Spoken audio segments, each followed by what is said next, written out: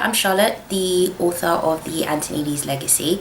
If you're seeing this video, you obviously follow my page, Charli Author, on Instagram and or maybe Twitter.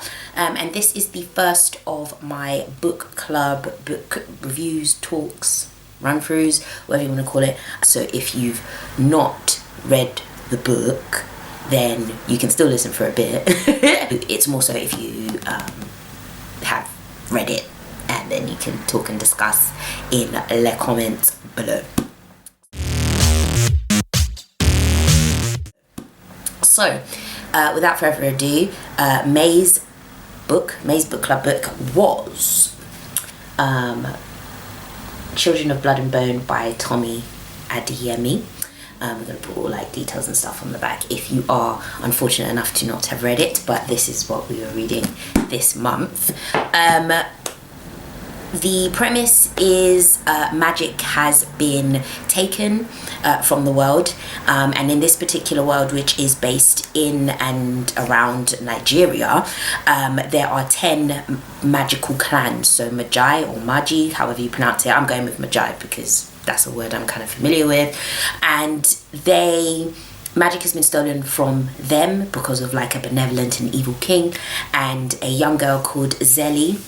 It might be Zele, as I said, pronunciations are going to be a bit mad, but I've been saying Zeli, discovers that she's the one that will be able to restore magic to the world. She travels with her brother, as well as a girl she meets, and a guy that she ends up having feelings for. So yeah, that's the general premise. It's fantasy, as a lot of the books I read and will read are going to be. In a word, it's great. It's really fun. It's awesome. This obviously for me is a huge thing because it is a fantasy book that is based in and around African culture.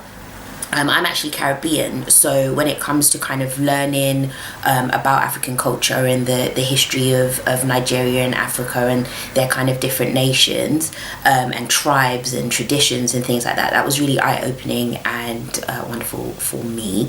And it's very colourful.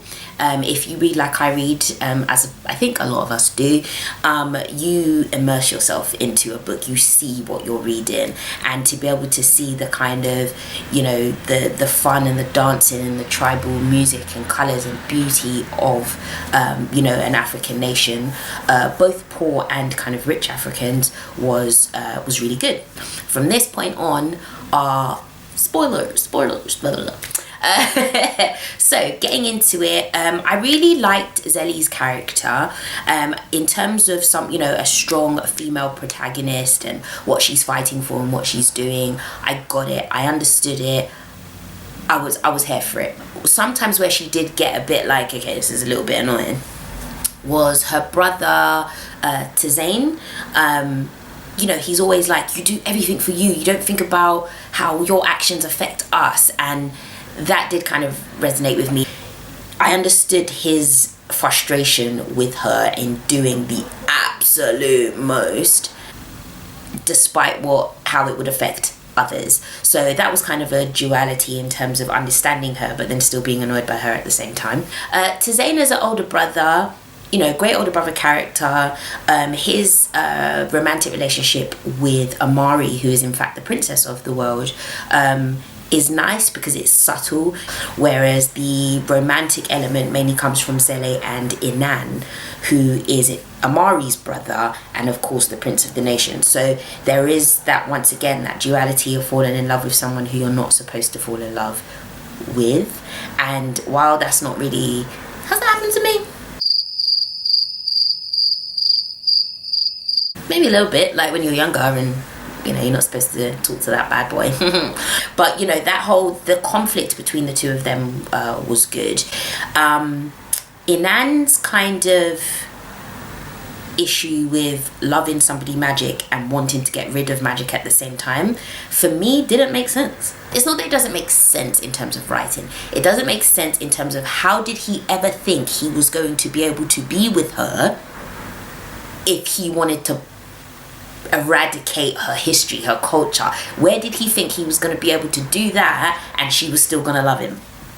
I didn't understand his way of thinking. The king Saran, he's a scary mofo. And it was more scary because, like, he wasn't scary because he was a king. He wasn't scary because he, you know, was vicious or violent. He was scary because he was an African dad, okay? And it's like, I don't know if you guys have come into African fathers, more so black, you know, Afro-Caribbean fathers. This dude was scary as hell, okay? This dude was scary because his innate hate and, you know, push for tradition above all else, that he would hurt, maim, you know, do that to his kids. That was terrifying. And don't get me wrong, for those that are not aware of, you know, the black father dynamic, it's not that your dad will kill you. That's not what I mean in the slightest. It was just the understanding of how quite ignorant black parents can be to the greater good. Whether that is, I want you to study medicine so you can be a doctor. You are not going to go to art school and be an artist because that does nothing for me. It's that understanding of the black and African culture that made this guy terrifying, because in this book it's the you know, his decisions affect nations, but when you take it into a you know, a personal space, it explains how, you know, parents can kind of push down your dreams in a way. It is a wonderful book. I am definitely going to be moving on to Children of Vengeance and Virtue, because the way it ends on a cliffhanger. As I said, at this point we've read it, so don't tell me any it's a spoiler. Amari now has magic, like white magic in her hair, so we're gonna see how that's gonna go through. So yeah, if you enjoyed it, even if you read it through book club month or just read it at all, let me know what you thought of it, kind of in the comments wherever it is you're watching it. Let me know if you enjoyed it, because I really did, and I look forward to discussing another book in June. So thank you for that, and hope you had fun, and look forward to the next one.